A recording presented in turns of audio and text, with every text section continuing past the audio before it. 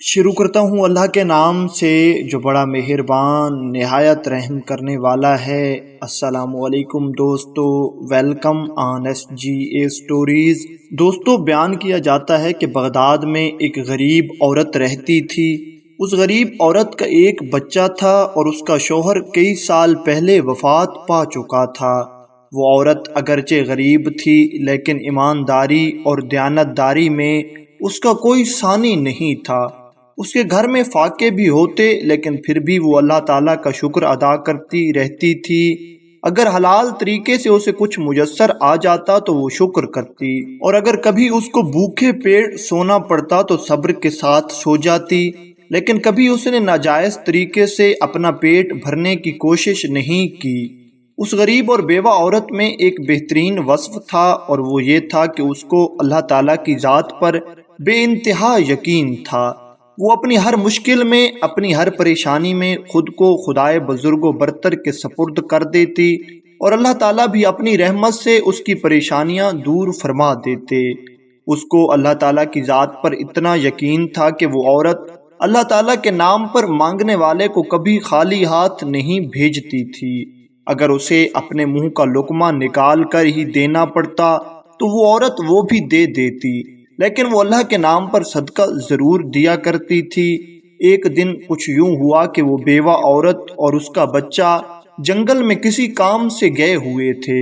جنگل انتہائی گھنا اور خوفناک تھا، اور خدا کی کرنی ایسی ہوئی کہ اس عورت کا وہ بچہ جو اس کا واحد سہارا تھا وہ اسی جنگل میں گم ہو گیا۔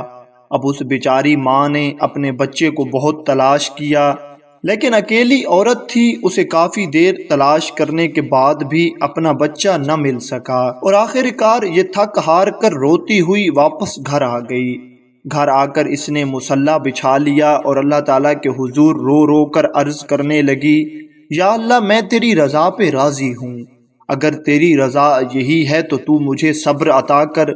وہ عورت روتی جا رہی تھی اور یہی دعا کر رہی تھی کہ اے دلوں کے راز خوب جاننے والے میرے پاک پروردگار، اس دنیا میں میرا ظاہری سہارا، میری آخری امید ایک ہی تھی، اور وہ بھی مجھ سے چھین لی گئی۔ اب اس دنیا میں میرا تیرے سوا کوئی نہیں ہے، تو ہی میری مدد کر۔ اللہ تعالیٰ کی رحمت جوش میں آئی اور اس بوڑھی بیوہ کے دل میں سکون آ گیا۔ اسے ایسا محسوس ہونے لگا کہ میرا بچہ مجھے صحیح سلامت واپس مل جائے گا، بس مجھے صبر کرنا چاہیے۔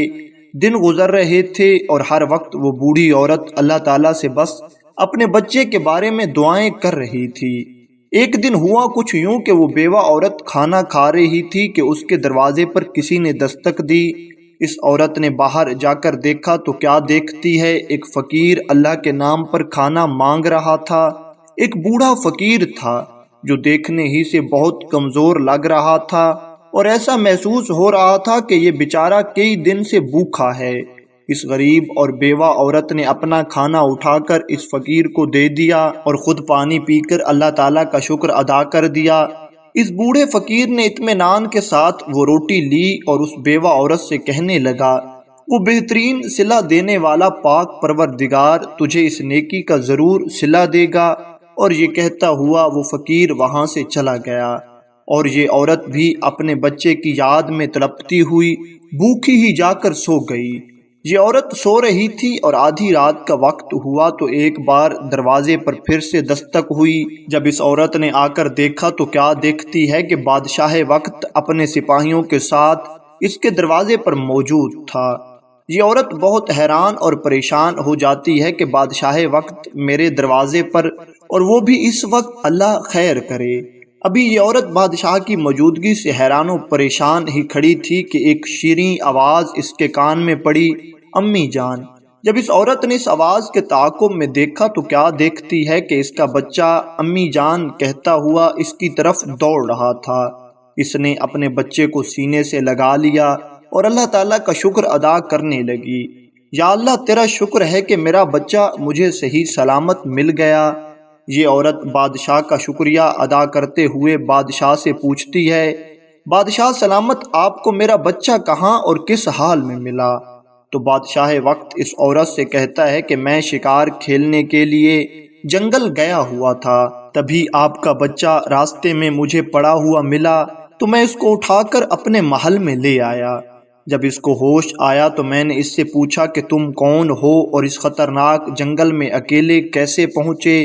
تو اس نے مجھے بتایا کہ میں اپنی ماں کے ساتھ جنگل میں موجود تھا، تبھی میں اپنی ماں سے بچھڑ گیا اور پھر اسی جنگل میں بھٹک رہا تھا کہ میرے سامنے ایک جنگلی درندہ آ گیا اور یہ ایک آدم خور شیر تھا۔ میں نے جیسے ہی شیر کو اپنے سامنے دیکھا تو میرے ہوش و حواس جاتے رہے۔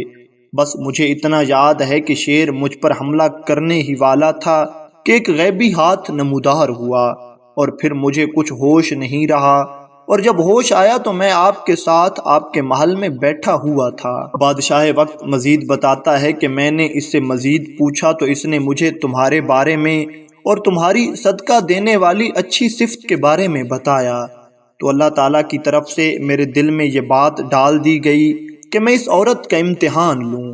جان لو وہ فقیر جس کو تم نے اپنی روٹی دی تھی اپنے منہ کا نوالا نکال کر دیا تھا، وہ کوئی اور نہیں تھا بلکہ میرا ہی ایک سپاہی تھا۔ میں آپ کی اس نیکی سے بہت متاثر ہوا ہوں اور میں اب آپ کو انعام دینا چاہتا ہوں۔ بادشاہ سلامت نے اس عورت اور اس کے بچے کو اپنے دربار میں بلایا اور اسے خوب انعام سے نوازا اور ساتھ میں اس کے ماہانہ وظیفے کا اعلان بھی کر دیا، اور پھر اس غریب اور بیوہ عورت کی باقی زندگی بڑی آسانی کے ساتھ گزری۔ لیکن دولت آ جانے کے بعد بھی اس عورت کی ان اچھی صفات میں تبدیلی نہ آئی اور یہ مسلسل اسی طرح صدقہ کرتی رہی، اور اپنے در پر آئے ہوئے کو کبھی اس نے خالی ہاتھ نہیں لوٹایا۔ بے شک جو لوگ اللہ تعالیٰ کی ذات پر کامل یقین اور بھروسہ رکھتے ہیں اور اللہ کی راہ میں صدقہ کرتے ہیں، اللہ تعالیٰ انہیں ضرور نوازتا ہے، بے شک اس کی رحمت بہت وسیع ہے۔